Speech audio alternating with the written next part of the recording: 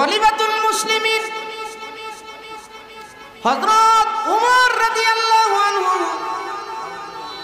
ডাক দিয়ে বলতেছেন, চাচা কেন আপনি মুসলমান হইবেন কেন? কারণটা কি? কোনো কারণ আসেনি? লোকটা ডাক দিয়ে বলতেছেন, ওমর, আখিরাত সম্পর্কে এখন আমার পরিপূর্ণ বিশ্বাস হয়ে গেছে। কারণ আখিরি পয়গাম্বর, আল্লাহর পয়গাম্বর মুহাম্মাদুর রাসূলুল্লাহ সাল্লাল্লাহু আলাইহি ওয়াসাল্লাম, উনার জমানায় উনার দুইটা কথা আমার বিশ্বাস হইতো না। রোম এবং পারস্য মুসলমানেরা কিভাবে বিজয় করবে, এই কথাটা তখন আমার বিশ্বাস হইতো না। এখন যখন রোম এবং পারস্য বিজয় হয়ে গেছে, এখন আমার বিশ্বাস হয়ে গেছে আখিরাতও আছে, হাসরের ময়দানও হবে। জোরে কোন সুবহানাল্লাহ। আল্লাহ রাব্বুল আলামিন দুনিয়ার মানুষগুলোকে বুঝাইতে চাইতেছেন, ও দুনিয়ার মানুষেরা তোমরা শুনো, এই দুনিয়ার জিন্দেগিটা আসল জিন্দেগি নয়। তোমাদের আসল এবং তোমাদের জন্য যে জীবনটা উত্তম সেটা তোমাদের সামনে রয়ে গেছে। ওই জীবনটার নাম হলো আখিরাতের জিন্দেগি। আজকে আমরা দুনিয়ার হায়াত পাইয়া দুনিয়া সাজানোতে ব্যস্ত হয়ে গেছি, দুনিয়ার ঘর সাজাইতে ব্যস্ত হয়ে গেছি, দুনিয়ার সংসার গুছাইতে ব্যস্ত হয়ে গেছি। অথচ দিলের ভিতরে এরকম ময়লা আবর্জনা লাগছে, কবরে যে যাইতে হবে, আখিরাতে যে আমাদের দাঁড়াইতে হবে, এই কথাটা পর্যন্ত আজকে দুনিয়াতে এসে আমরা ভুলিয়া গেছি। আল্লাহর পয়গম্বরের জামানায়, নবীজির জামানায় একটা লোক আয়েশা নবীজির কাছে বলতেছেন, ওগো মুহাম্মদ, আমাদের পয়গম্বরকে লক্ষ্য করিয়া। লোকটা বলতেছেন, মুহাম্মদ তুমি শোনো, আমরা তোমাকে আল আমিন বলে তোমাদেরকে বিশ্বাস করি। মক্কা নগরীর সমস্ত মানুষ তোমাকে আল আমিন বলে ডাকে। তুমি সত্যবাদী, চির সত্যবাদী। তোমার দ্বারা জিন্দেগিতে কোনোদিন কোনো মিথ্যা কথা তোমার মুখ থেকে বাহির হয় নাই। লোকটা আয়েশা বলতেছেন, মুহাম্মদ তোমার সব কথা আমি বিশ্বাস করি, কিন্তু তোমার দুইটা কথা আমার বিশ্বাস হয় না। নাউজুবিল্লাহ কোন। নবীজির কাছে আয়েশা বলতেছেন, তোমার দুইটা কথা আমার বিশ্বাস হয় না। আল্লাহর পয়গম্বর দু জাহানের বাদশা নবীজি ডাক দিয়ে বলতেছেন, আমার কোন কথাগুলো তোমার বিশ্বাস হয় না?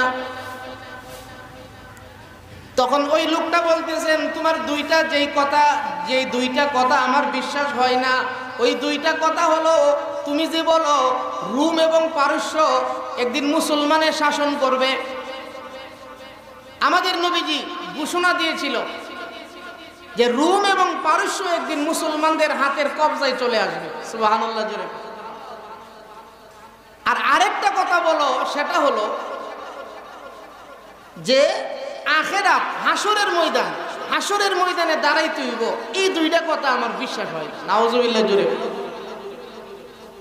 আল্লাহর পয়গম্বরের কাছে আয়েশা লোকটা বলে যে, তুমি যে বলো রোম এবং পারস্য মুসলমানরা বিজয় করব, এই কথাটা আমার বিশ্বাস হয় না।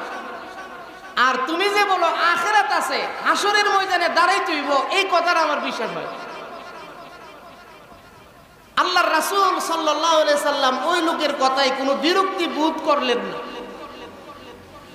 নবীজি কোনো কষ্ট পাইলেন না। নবীজি ওই লোকটারে হাতে ধরছে, দইরা বলতেছেন, চাচা আমনের হাতটার মধ্যে আমি ধরছি, এই হাতটা দইরা হাসরের মাঠে যায়া আমি এই হাতটা দইরা আমনের আমি দেখাইয়া দিব যে এটা হাসরের মাঠ। সুবহানাল্লাহ জোরে। নবীজি লোকটার হাতে ধরছে এবং লোকটারে এই কথা বইলা দিছে যে, এখন আপনার বিশ্বাস হয় না, কিন্তু হাসরের ময়দানে গেলে আমি নবী আপনার হাতে ধইরা আমনের আমি দেখাইয়া দিব এটা হাসরের ময়দান। সুবহানাল্লাহ। যখন আল্লাহর রাসূল সাল্লাল্লাহু আলাইহি সাল্লাম দুনিয়া থেকে বিদায় হয়ে গেছে,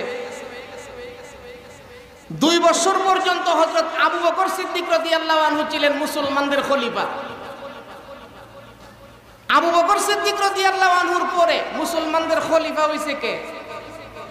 জোরে কথা বলেন, সবাই বলেন মাশাআল্লাহ। হযরত উমর, হযরত উমরে ফারুক রাদিয়াল্লাহু আনহু হইছে মুসলমানের 2 নাম্বার খলিফা। কিতাবের মধ্যে আছে 8 বছর পর্যন্ত উনি খেলাফতের দায়িত্ব পালন করছে। সুবহানাল্লাহ। আবু বকর সিদ্দিক রাদিয়াল্লাহু আনহু করছে 2 বছর, প্রায় 2 বছর, আর উমর রাদিয়াল্লাহু আনহু করছে প্রায় 8 বছর। উমর রাদিয়াল্লাহু আনহু খেলাফতের সময় মুসলমানরা যখন বিভিন্ন জিহাদের মধ্যে গিয়া বিভিন্ন রাষ্ট্র দখল করে, বিভিন্ন রাষ্ট্র জয় করে, এরকম ভাবে জয় করতে করতে উমর রাদিয়াল্লাহু আনহুর জামানায় রোম এবং পারস্য মুসলমানরা জয় করে লাইছে। সুবহানাল্লাহ জোরে বলেন। যখন রোম এবং পারস্য মুসলমানরা জয় করে লাইছে, তখন ওই লোকটা জীবিত ছিল। কোন লোকটা? যেই লোকটা নবীর কাছে গিয়া কইতো যে আপনার 2টা কথা আমার বিশ্বাস হয় না। যখন উমর রাদিয়াল্লাহু আনহুর জামানায় রোম এবং পারস্য মুসলমানরা বিজয় করে লাইছে, তখন লোকটা জীবিত ছিল। লোকটা যাইয়া হযরত উমর রাদিয়াল্লাহু আনহুর কাছে গিয়া বলতেছেন, উমর আমারে কালিমা পড়ায়া মুসলমান বানায়া দাও। সুবহানাল্লাহ জোরে কোন। খলিফাতুল মুসলিমিন হযরত উমর রাদিয়াল্লাহু আনহুর জামানায় যখন রোম এবং পারস্য মুসলমানদের বিজয়ে, মুসলমানদের খেলাফতের ভিতরে যখন চলে আসছে, ওই লোকটা জীবিত ছিল। উমর রাদিয়াল্লাহু আনহুর কাছে গিয়ে বলতেছেন, উমর এই মুহূর্তে আমারে কালিমা পড়ায়া মুসলমান বানায়া দাও। সুবহানাল্লাহ। খলিফাতুল মুসলিমিন হযরত উমর রাদিয়াল্লাহু আনহু ডাক দিয়ে বলতেছেন, চাচা কেন আপনি মুসলমান হইবেন কেন? কারণটা কি? কোনো কারণ আসেনি? লোকটা ডাক দিয়ে বলতেছেন, ওমর আখিরাত সম্পর্কে এখন আমার পরিপূর্ণ বিশ্বাস হয়ে গেছে। কারণ আখিরি পয়গাম্বর, আল্লাহর পয়গাম্বর মুহাম্মাদুর রাসূলুল্লাহ সাল্লাল্লাহু আলাইহি ওয়াসাল্লাম, উনার জমানায় উনার 2টা কথা আমার বিশ্বাস হইতো না। রোম এবং পারস্য মুসলমানেরা কিভাবে বিজয় করবে, এই কথাটা তখন আমার বিশ্বাস হইতো না। এখন যখন রোম এবং পারস্য বিজয় হয়ে গেছে, এখন আমার বিশ্বাস হয়ে গেছে আখিরাতও আছে, হাসরের ময়দানও হবে। জোরে কোন সুবহানাল্লাহ। এই কারণে মুহাম্মদুর রাসূলুল্লাহর 2টা কথা এখন আমি বিশ্বাস করলাম এবং এই মুহূর্তে আমি কালিমা পড়ে মুসলমান হয়ে গেলাম। সুবহানাল্লাহ। যখন লোকটা কালিমা পড়ে মুসলমান হইছে, উমর রাদিয়াল্লাহু আনহু বলতেছেন, চাচা যেদিন নবী আপনার হাতে ধরছিল, সুবহানাল্লাহ করেন, যেদিন বিশ্ব নবী দুজাহানের বাদশা নবী আপনার হাতে ধরছিল, সেদিনও আমি বুঝছি যে আপনি মুসলমান না হয়ে আপনি মরতেন না। সুবহানাল্লাহ জোরে কর। কারণ নবীর সহবত, নবীর বরকত, আখিরি পয়গাম্বর আপনার হাতে ধরছে, নবীর এই ধরাটা আল্লাহ আপনারা এমনি ছাড়তো না। আমি তখনই বুঝতে পারছি যে আপনি মুসলমান না হইয়া মৃত্যুবরণ করবেন না। সুবহানাল্লাহ জোরে কর। ও মুসলমান, ও আল্লাহর বান্দারা, তো যেই কথাটা বলতেছিলাম, আমাদের সমাজে আমরা অনেক মানুষ আছি, মরবো যে একদিন, দুনিয়া থেকে যে একদিন চলে যাব, এই কথাটা আমাদের বিশ্বাসই হইতেছে না। ও মুসলমান আল্লাহর বান্দা বান্দিরা, অবশ্যই অবশ্যই মরতে হবে, আখিরাত আমাদের সামনে আছে। এই জন্য দুনিয়াকে একটু কমায়া দুনিয়া করব টুকটাক, আখিরাত করব ঠিকঠাক। দুনিয়া করব টুকটাক, দুনিয়া করব টুকটাক, আখিরাতের সব আমল করব ঠিকঠাক। কথা বলেন ঠিক কিনা? সাহাবায়ে কেরাম দুনিয়া করছে টুকটাক, আখিরাত করছে ঠিকঠাক। হযরত সাহাবায়ে কেরাম তারা দুনিয়ার জন্য পাগল হয়েছে না। সকালবেলা খাইছে, দুপুরবেলা কি খাইব এই চিন্তা তারা করছে না। আল্লাহর ইবাদত করছে, আল্লাহরে ডাকছে, আমার আল্লাহই তাদের রিজিকের ফয়সালা করছে। কথা বলেন ঠিক কিনা? এই জন্য দুনিয়া করব টুকটাক, আখিরাতের সব আমল করব ঠিকঠাক। আর আমরা করি দুনিয়া করি ঠিকঠাক আর আখিরাত করি টুকটাক। মন চাইলে নামাজও যাই। কথা কোন ঠিক না? মন চাইলে আমল করি। দুনিয়া হইলো আমাদের টুকটাক আর আখিরাত হয়ে গেছে আমাদের কি ঠিকঠাক। এই জন্য আমরা সকলেই যদি আমরা আমাদের আমলগুলোকে বাড়াই। আমার তিলাওয়াতকৃত আয়াতের মধ্যে আল্লাহ সুবহানাহু ওয়া তাআলা আল্লাহর বান্দাদেরকে লক্ষ্য করে বলতেছেন, ও আমার ইমানদার বান্দা বান্দিরা, তোমরা আত্মশুদ্ধি করো, তোমাদের দিলগুলা পরিষ্কার করো। আজকে যত গন্ডগোল, আজকে যত ঝামেলা হইতেছে, সব কিছু দিলের নাপাকির কারণে হইতেছে। যাদের নামাজে মন বসে না, বুঝতে হবে দিলের মধ্যে ঝামেলা আছে। যাদের আমলের মধ্যে মন বসে না, বুঝতে হবে দিলের মধ্যে সমস্যা আছে। আল্লাহ রাব্বুল আলামিন পবিত্র কোরআন শরীফের মধ্যে বলেন, যদি তোমরা আত্মশুদ্ধি করতে পারো, নিজের কলব, নিজের আত্মাটাকে পরিষ্কার করতে পারো, তাহলে তোমরা দুনিয়া এবং আখিরাতের মধ্যে সফলকাম হইতে পারবে। আমরা সকলেই দুনিয়া এবং আখিরাতের সফলতা চাই।